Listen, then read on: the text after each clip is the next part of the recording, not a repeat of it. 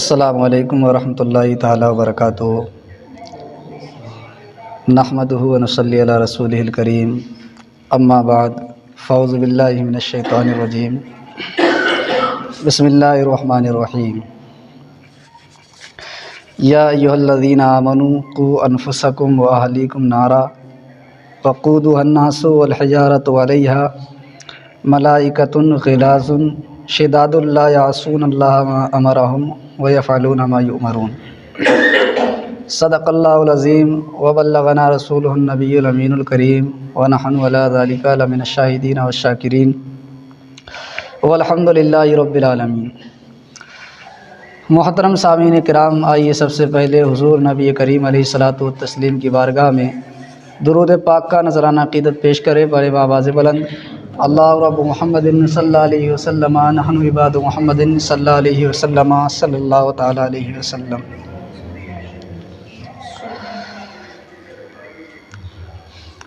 خطبہ مسنونہ کے بعد قرآن مقدس کی ایک آیت کریمہ تلاوت کرنے کا شرف میں نے حاصل کیا۔ اسی آیت کریمہ کے تحت آج انشاءاللہ العزیز کچھ گفتگو کی جائے گی۔ ایک بار اور درود پاک پڑھ لیجیے۔ اللہ رب محمد صلی اللہ علیہ وسلم،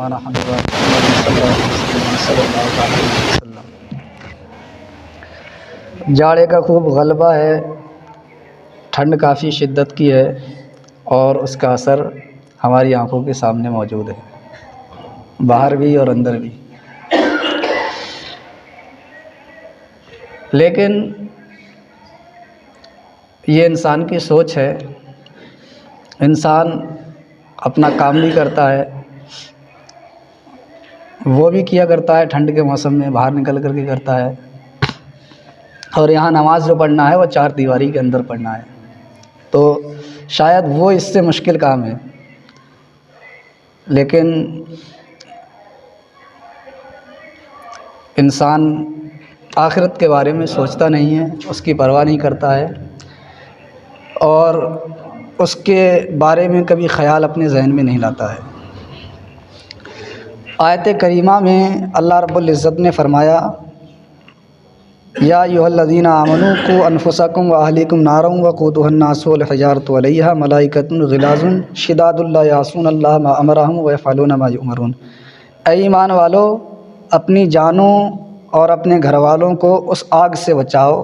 جس کا ایندھن آگ اور پتھر ہیں، اور اس پر سختی کرنے والے طاقتور فرشتے مقرر ہیں جو اللہ کے حکم کی نافرمانی نہیں کرتے اور وہی کرتے ہیں جو انہیں حکم دیا جاتا ہے۔ تو اس آیت کریمہ میں کئی باتوں کا ذکر کیا گیا ہے۔ ترجمہ سن کر کے یہ بھی محسوس ہوا ہوگا کہ اللہ رب العزت سے ڈرنے کا بھی اس میں ذکر کیا گیا ہے، اور اسی آیت کریمہ میں یہ بھی ذکر کیا گیا ہے کہ اے ایمان والو، اپنے گھر والوں کو بچاؤ، خود جہنم سے بچو اور اپنے گھر والوں کو بھی جہنم سے بچاؤ، کیونکہ اس کی پھر سختی کا ذکر فرمایا۔ اس سے بچنا کیوں ضروری ہے؟ کیونکہ اس کی آگ بہت سخت ہے، اور وہ ایسی آگ ہے جس آگ کا ایندھن انسان اور پتھر ہے،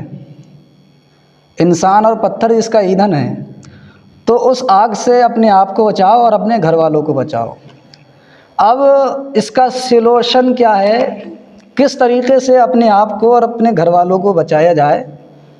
اس تعلق سے کچھ باتیں میں آپ حضرات کے سامنے پیش کروں گا۔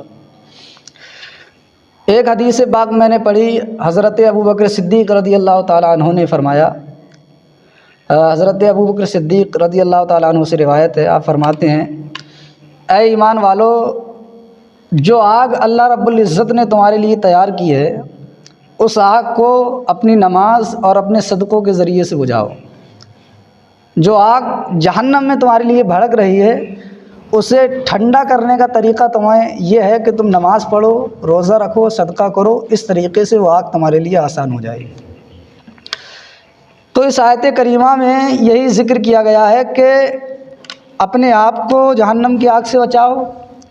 اپنے گھر والوں کو جہنم کی آگ سے بچاؤ، اور جو تمہارے ساتھی ہیں انہیں جہنم کی آگ سے بچاؤ۔ اس آیت کریمہ میں تربیت اولاد پر زور دیا گیا ہے، تربیت اولاد پر زور دیا گیا ہے۔ انسان کی بچپن کی جو باتیں ہیں، بچپن میں جو سیکھ ہو جایا کرتی ہے آخری عمر تک اس کا اثر رہا کرتا ہے۔ میرا خود اس بات کا مشاہدہ ہے، بچپن میں جو باتیں ہمیں یاد ہو جاتی ہیں، بچپن میں جو کام ہم نے کیے ہوتے ہیں آخری عمر تک وہ یاد رہتے ہیں۔ بچپن میں ہم نے جو باتیں پڑھی تھیں،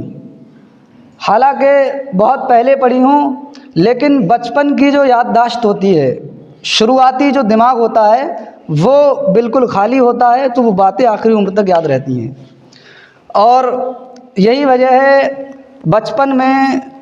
کوئی بچہ کام کرے تو وہ کام اس کے جلدی ذہن میں آتا ہے، اس کا ذہن صاف ہوتا ہے۔ اسی طریقے سے پڑھائی کے ماحول میں یہ معاملہ ہے، کہتے ہیں کہ اگر نابالغی کے طور پر بچہ حفظ کر لے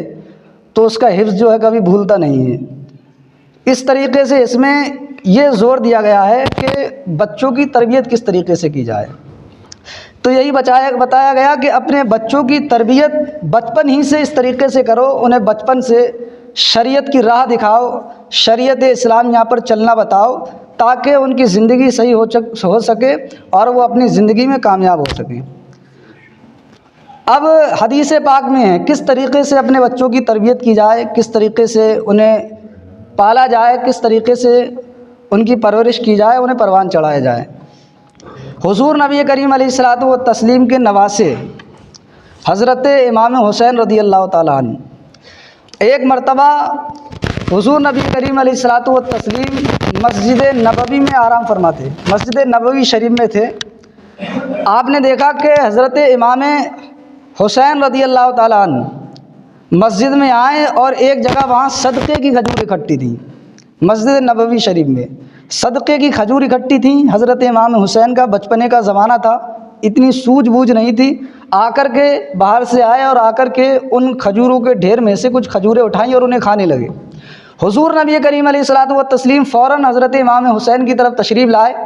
اور ان کے ہاتھ میں سے کھجور لے کر کے پھینک دی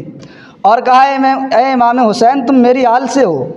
سادات کرام میں سے ہو، اور یہ سادات کرام کے لیے، میری آل کے لیے جائز نہیں ہے کہ وہ صدقے کا مال کھائیں۔ فوراً حضور نبی کریم علیہ الصلوۃ والتسلیم نے امام حسین رضی اللہ تعالیٰ عنہ کی تربیت فرمائی اور انہیں بتایا یہ جو تم کام کرنے جا رہے ہو یہ کام تمہارے لیے جائز نہیں ہے، یہ کھانا تمہارے لیے حلال نہیں ہے۔ یہ درس حضور نبی کریم علیہ الصلوۃ والتسلیم نے ہمیں اپنے بچوں کی تربیت کرنے کا، انہیں راہ راست پر لانے کا بتایا۔ تو اسی طریقے سے ہم اپنے بچوں کے اندر کوئی کمیاں دیکھتے ہیں، کوئی خرابیاں دیکھتے ہیں تو فوراً ہمیں انہیں دور کرنا چاہیے، ورنہ دھیرے دھیرے کر کے جو کمیاں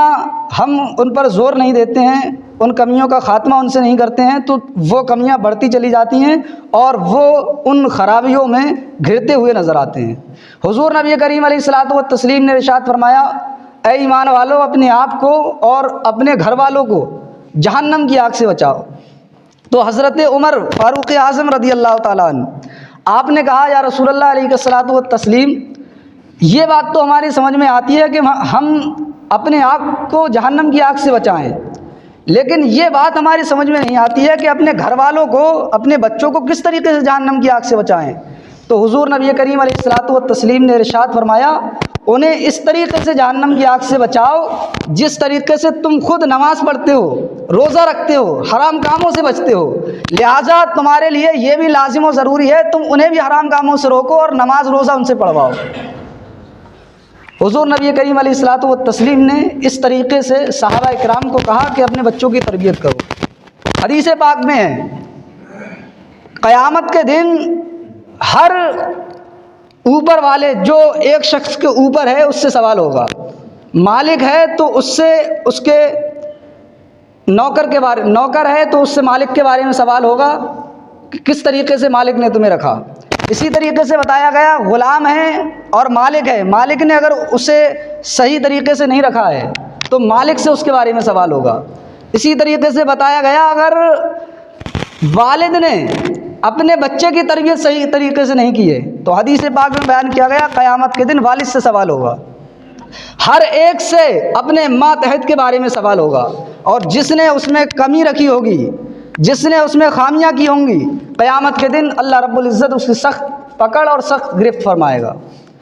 ایک بزرگ ہیں حضرت منصور ابن عمار رضی اللہ تعالیٰ عنہ، کس طریقے سے ہمارے بزرگان دین جو ہیں ان کی تربیتیں ہوئیں، کس طریقے سے ان کے والدین نے انہیں پروان چڑھایا اور کس طریقے سے انہوں نے اپنی زندگی گزاری، آپ دیکھیں۔ انہیں اس طریقے سے زندگی گزارنے کا سلیقہ بتایا جاتا تھا کہ جینا ہے تو اللہ رب العزت کی عبادت کرتے ہوئے جینا ہے اور اپنی زندگی عشق نبی میں گزارنا ہے۔ حضرت منصور ابن عمار رضی اللہ تعالیٰ عنہ آپ فرماتے ہیں کہ میں ایک مرتبہ مدینہ منورہ کے سفر پر نکلا، مدینہ منورہ کے سفر پر نکلا کہ راستے میں مجھے چلتے چلتے وقت ہو گیا، تو کوفہ جا کر کے میں نے اپنا ایک جگہ قیام کیا، کوفہ جا کر کے ایک جگہ اپنا قیام کیا اور وہاں رات کے وقت میں ٹھہرا، لیکن رات کے وقت میں تھوڑا ٹہلنے کے لیے اپنے مقام سے باہر آیا تو میں نے دیکھا کہ ایک گھر کے اندر ایک نوجوان رو رو کر کے گڑ گڑا کر کے اللہ رب العزت کی بارگاہ میں دعائیں کر رہا ہے اور عریضہ پیش کر رہا ہے، مولا تعالیٰ دنیا میں رہ کر کے میں نے کما حقہ تیری عبادت کرنے کی کوشش کی، لیکن بہت سارے مقامات دنیا میں مجھے ایسے پڑے، ایسے مقام میرے سامنے آئے کہ میں ان میں گناہوں میں ملوث ہوا، میں ان پر آگاہ تو تھا لیکن میرے نفس نے ان پر ابھارا، میرے نفس نے مجھے مجبور کیا اور میں ان گناہوں کو کر دیا میں نے، لیکن مولا تعالیٰ میں تجھ سے معافی چاہتا ہوں، تیری بارگاہ میں عریضہ پیش کرتا ہوں کہ قیامت کے دن مجھے بخش دینا۔ آپ فرماتے ہیں وہ شخص زار و قطار رو رہا تھا، جب میں نے اس کا یہ رونا، اس کا گڑ گڑانا سنا تو وہیں کھڑے ہو کر کے یہ آیت کریمہ تلاوت فرمائی، یا ایھا الذین آمنوا قوا انفسکم وعلیکم نارا، اے ایمان والو اپنے آپ کو اس جہنم کی آگ سے بچاؤ جس جہنم کا ایندھن آدمی اور پتھر ہیں۔ فرماتے ہیں جب میں نے یہ آیت کریمہ تلاوت کی تو جو شخص وہ رو رہا تھا، زار و قطار رو رہا تھا، اللہ رب العزت کی بارگاہ میں دعا مانگ رہا تھا، اس کا رونا گڑ گڑانا بند ہو گیا، جو چیخیں مجھے آوازیں سنائی دے رہی تھی ان آوازوں کا آنا بند ہو گیا، لہٰذا میں اس جگہ سے چلا گیا۔ میں نے صبح آ کر کے جب اس گلی کی جانب دیکھا تو بہت سارے لوگ وہاں بیٹھے ہوئے ہیں، میں نے ان لوگوں سے پوچھا کہ یہاں بھیڑ کس لیے جمع ہے، یہاں لوگوں کا مجمع کیوں لگا ہوا ہے؟ تو ان لوگوں میں سے ایک عورت آئی، ایک بوڑھی آئی اور اس نے کہا کہ رات کے وقت میرا بیٹا اللہ رب العزت کی عبادت کر رہا تھا، اللہ رب العزت کے خوف سے گریہوزاری کر رہا تھا، اللہ رب العزت کی بارگاہ میں توبہ کر رہا تھا، تو اچانک ایک شخص ایسا آیا کہ اس نے ایک آیت کریمہ پڑھی، خوف خدا سے دہلا دینے والی ایک آیت کریمہ پڑھی، اس کے بارے میں اسے بیان کیا کہ جہنم کا آگ اتنا سخت ہے۔ جب میرے بیٹے نے جہنم کی آگ کے بارے میں سنا، جب اس کے کانوں میں جہنم کی آگ کی آواز سنائی دی تو وہ اس خوف کو اپنے دل میں سما نہ سکا اور خوف خدا خشیت الہی کا غلبہ اس کے دل پر اس قدر ہوا کہ اس کی روح فوراً قبض ہو گئی، وہ وصال کر گیا، انتقال کر گیا۔ اس لیے یہاں پر ان لوگوں کا مجمع ہے اور یہ لوگ جمع ہیں۔ آپ فرماتے ہیں کہ کچھ دنوں کے بعد میں نے اس شخص کو خواب میں دیکھا اور اس شخص سے پوچھا، اے شخص اللہ رب العزت نے کیا معاملہ تمہارے ساتھ کیا ہے؟ تو کہتے ہیں وہ شخص کہتا ہے کہ ایک رات میں جو رو رہا تھا، گریہوزاری کر رہا تھا، کسی شخص نے یہ آیت کریمہ تلاوت کر کے مجھے سنائی، جہنم کا خوف خدا میرے دل پر اس طریقے سے اس نے غلبہ کیا، اس طریقے سے غلبہ کیا کہ میری موت ہو گئی، لہٰذا اس خوف خدا کے سبب اللہ رب العزت نے مجھے بخش دیا۔ اور وہ شخص کہتے ہیں کہ مجھے بخشا ہی نہیں بلکہ بدر و احد میں جو شہداء شہید ہوئے تھے ان شہداء کے برابر اللہ رب العزت نے مجھے درجہ اور مقام بلند کیا ہے۔ تو حضرت منصور ابن عمار کہتے ہیں یہ اتنا بلند مرتبہ تمہارا کس طریقے سے ہو گیا؟ شہداء بدر اور احد ان کی تو فضیلت بہت زیادہ ہے، ان کے برابر مرتبہ تمہیں کیسے مل گیا؟ اتنا درجہ بلند تمہارا کیسے ہو گیا؟ تو وہ شخص کہتے ہیں کہ شہداء بدر اور احد جو ہیں وہ کفار کی تلوار سے کاٹے گئے تھے، کفار کی تلوار کے دھار سے انہیں زخمی کیا گیا تھا اور انہیں مار دیا گیا تھا، لیکن میری جو موت ہوئی ہے وہ خوف خدا کی تلوار سے موت ہوئی ہے، مجھے جو شہید کیا گیا ہے وہ خوف خدا کی تلوار نے شہید کیا ہے، لہٰذا انہیں کفار کے نیزے سے قتل ہونے کے سبب یہ درجہ ملا اور مجھے خوف خدا سے شہید ہونے کے سبب یہ درجہ اللہ رب العزت نے عطا کیا ہے۔ تو یہ تمام باتیں خوف خدا سے ڈرنا، اللہ رب العزت کی بارگاہ میں گریہ زاری کرنا، دین کی سمجھ ہونا، ان تمام کا ریلیٹڈ معاملہ جو ہوا کرتا ہے وہ تربیت سے ہوا کرتا ہے۔ جب تربیت اچھی ہوا کرتی ہے، لوگ اچھے طریقے سے اپنی اولاد کو سکھایا کرتے ہیں کہ یہ خوف خدا ہے، قیامت کی حولناکیاں بتایا کرتے ہیں، تو ان بچوں کے دلوں میں خوف خدا کی بات جو ہے راسخ ہوا کرتی ہے، وہ خوف خدا کو اپنے دل میں موجزن کر لیتے ہیں۔ جہنم کی آگ کے بارے میں بتایا گیا ہے۔ صحابہ کرام عرض کرتے ہیں، حضرت ابو ہریرہ رضی اللہ تعالیٰ عنہ سے حدیث پاک مروی ہے، آپ کہتے ہیں ہم تمام صحابہ کرام حضور نبی کریم علیہ الصلوۃ والتسلیم کے پاس بیٹھے ہوئے تھے، اچانک ایک بہت تیز آواز ہمیں سنائی دی، ایک آواز ہمیں سنائی دی۔ صحابہ کرام نے عرض کیا، یا رسول اللہ علیہ الصلوۃ والتسلیم، یہ کس چیز کی آواز ہے، کس چیز کا دھماکہ اس طریقے سے ہوا ہے؟ تو اللہ کے نبی حضور نبی کریم علیہ الصلوۃ والتسلیم نے ارشاد فرمایا، جہنم میں 70,000 سال پہلے ایک پتھر پھینکا گیا تھا،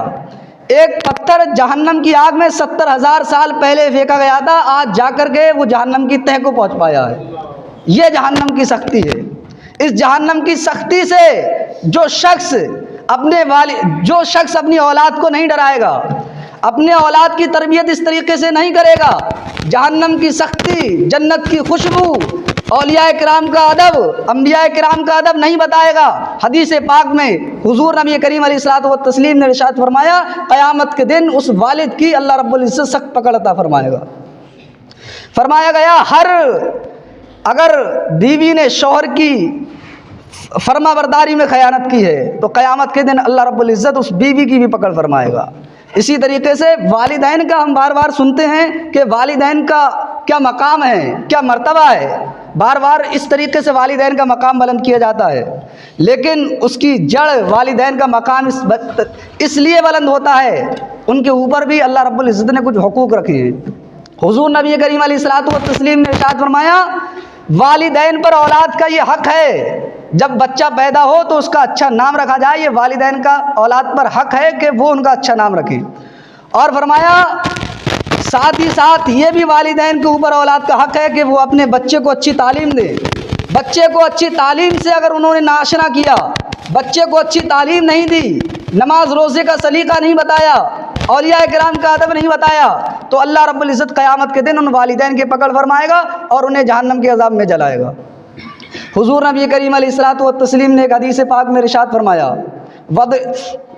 آپ نے فرمایا، حدیث پاک کا ترجمہ ہے، تم اپنے بچوں کو مروا صبیانکم بالصلاۃ، اپنے بچوں کو نماز پڑھنے کا حکم دو۔ یہ والدین کے اوپر حق ہے کہ وہ اپنے بچوں کو نماز پڑھنے کا حکم دیں۔ اذا بلغوا 7، جب 7 سال کا تمہارا بچہ ہو جائے تو اسے نماز پڑھنے کا حکم دو، اسے نماز پڑھنے کی تلقین کرو۔ اور فرمایا گیا، وَاضْرِبُوهُمْ إِذَا بَلَغُوا 10، لیکن یہ تو 7 سال کی بات تھی، لیکن اگر اس کی عمر 10 سال کی ہو جائے تو مار کر کے ڈنڈے کے زور پر اس سے نماز پڑھواؤ۔ یہ حدیث پاک میں حضور نے فرمایا، بچے کے اوپر والد کا حق ہے کہ وہ اسے 10 سال کا جب بچہ ہو جائے تو مار کر کے نماز کی طرف گامزن کرے، اس سے نماز پڑھوائے۔ تو یقیناً حدیث پاک میں بتا دیا گیا کہ والد جنت کا دروازہ ہے، والدہ کے قدموں کے نیچے جنت ہے، لیکن اس سے پہلے والد پر بھی یہ حق ہے کہ وہ اپنے بچوں کو نماز کی تلقین کرے۔ اس سے پہلے والد کا بھی یہ بچے پر حق ہے کہ اسے نماز پڑھنے کا طریقہ بتائے، اسے زکوٰۃ کا طریقہ بتائے، اسے پاک رہنے کی تلقین کرے، اسے پاکیزگی کا طریقہ بتائے۔ یہ سن کر کے بڑے خوش ہو جاتے ہیں، ایک وقت کی نماز نہیں پڑھتے ہیں، بتا دیا جاتا ہے کہ والد جنت کا دروازہ ہے، کہہ دیا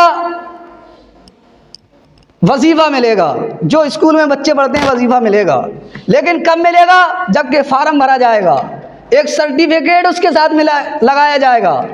ڈاکومنٹ اس کے ساتھ لگائے جائیں گے، تب جا کر کے امید کی جائے کہ وظیفہ ملے گا،